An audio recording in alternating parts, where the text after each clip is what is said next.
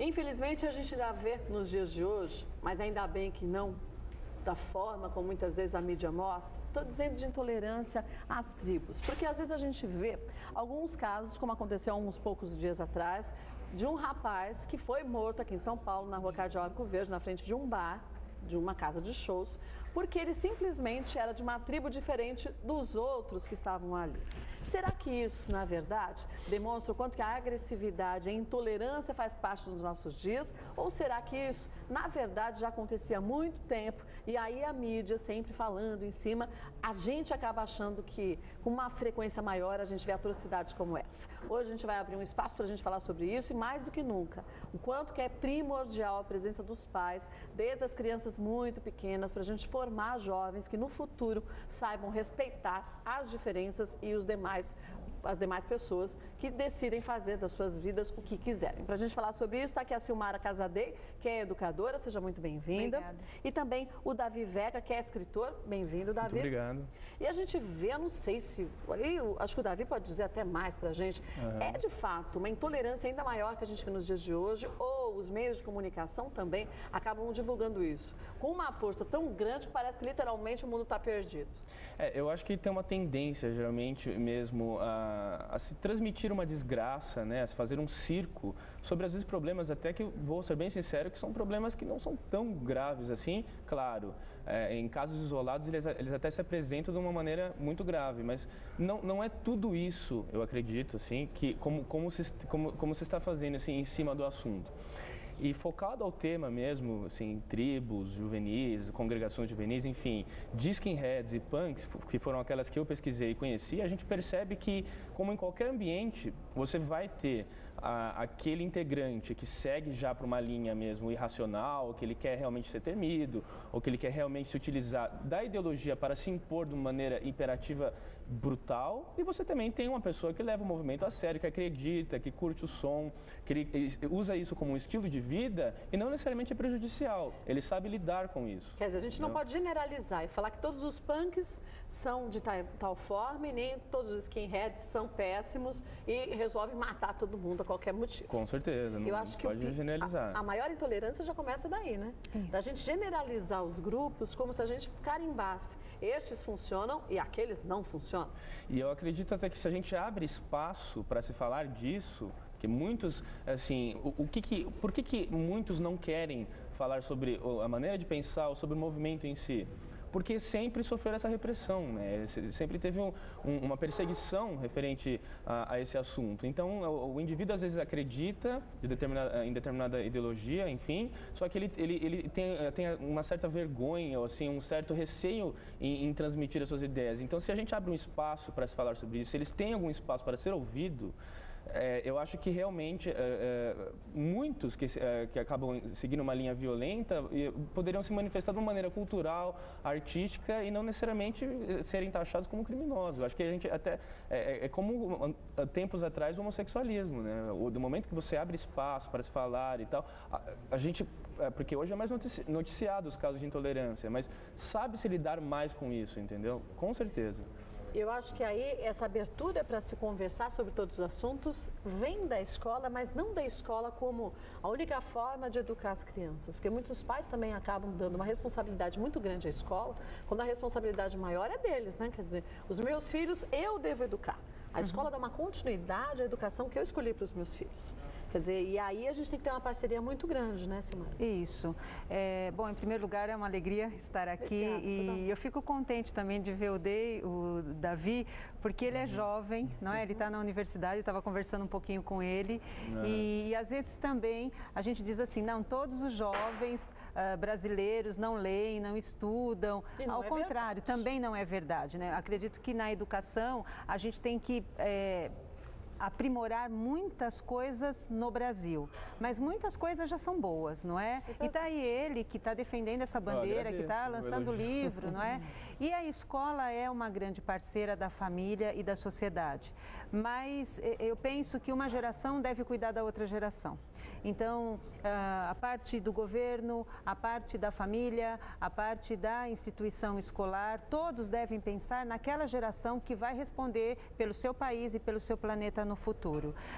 São como margens. A criança e o jovem são rios possíveis e de um lado a família, do outro lado a escola podem e devem fazer um trabalho. Nem apertar muito, sob pena da água subir, e nem soltar muito, sob pena da água afrouxar. Então a gente tem que fazer uma boa margem, com bons respeitos à identidade, às características individuais das crianças, para que daí e os jovens eles consigam constituir projetos especiais, projetos comuns, que não necessariamente só se olhar diante de uma identidade coletiva, como é o caso das tribos ou das gangues. Quer dizer, eu tenho que ter a minha própria identidade e isso nós temos que ensinar para eles, né? E infelizmente a gente vê que até a adolescência, o fim da adolescência, os jovens precisam, embora queiram muito ser diferentes, eles são iguais a todos do seu grupo. Então, se a gente pegar um determinado, eu não gosto de falar tribo, mas determinado grupo de jovens, a gente vê que todos se vestem do mesmo jeito, a franja das meninas é jogada do mesmo lado, todas do cabelo igual, quer dizer, isso faz parte, a gente passou por isso, a gente vivenciou isso. Mas cabe aos pais mostrar o quanto que a gente também tem que buscar uma identidade particular. Particular, o que é importante para mim pode ser nada para você. E o que é importante para você pode ser que não signifique nada para mim. Exato. Mas isso vem da conversa e a gente volta àquele espaço tão importante, principalmente dentro de casa, da gente poder conversar e dialogar, né? Exato, assim, o interesse sincero da família na criança e no jovem, o toque amoroso, a presença e olhar a criança. Eu costumo dizer às vezes para os pais, né, dos nossos alunos, assim, que o jovem, principalmente de 12 a 15 anos, a educação dele é quase como uma pipa.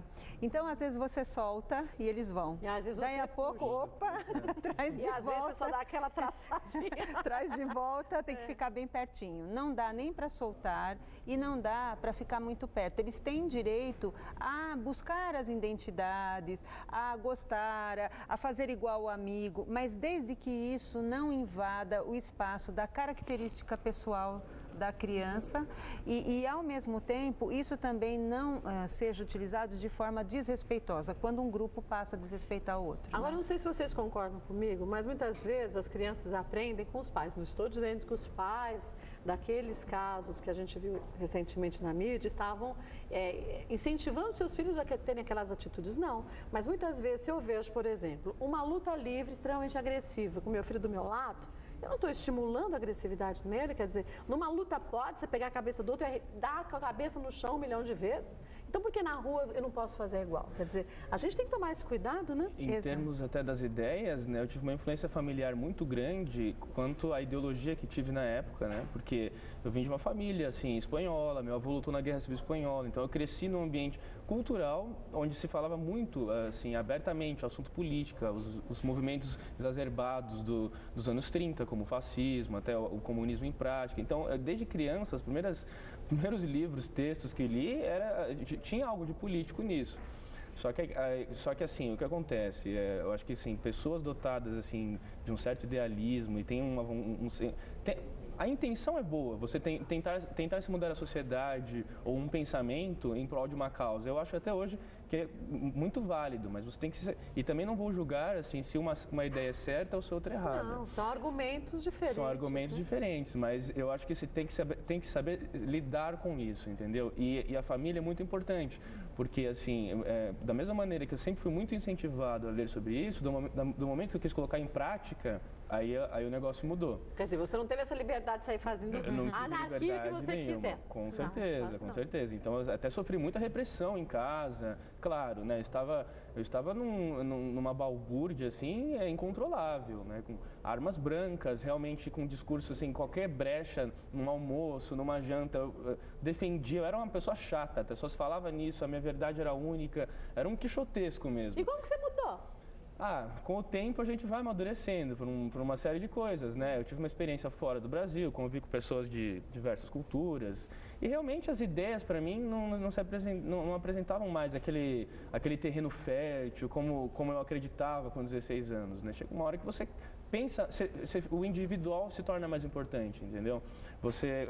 Eu gosto do assunto, sempre vou gostar. Não de uma forma pejorativa, quer dizer, eu vou pensar em mim e dane-se os outros. Não, claro que não, nunca, longe disso. Mas você sabe viver em sociedade de uma maneira mais mais ponderada, entendeu? Você não tem aquela arrogância, ou você não se crê como o único detentor da verdade.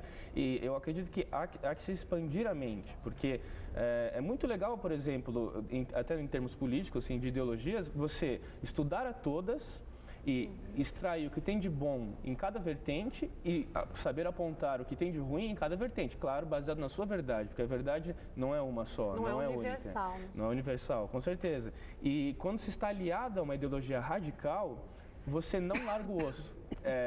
Você dá voltas e dá voltas e parece que não sai do lugar. Porque você não quer ver, né? Quando você lê até um texto ou um livro assim de alguma ideologia diferente da sua, de corrente de pensamento diferente da sua, você já lê com o intuito de criticar, só de apontar o negativo. E por mais que você reconhece coisas positivas, você não tem assim, você não admite, né? Você está lendo e fala, não, eu achei legal isso aqui, só que você não admite. Então você fica ali mesmo dando muito.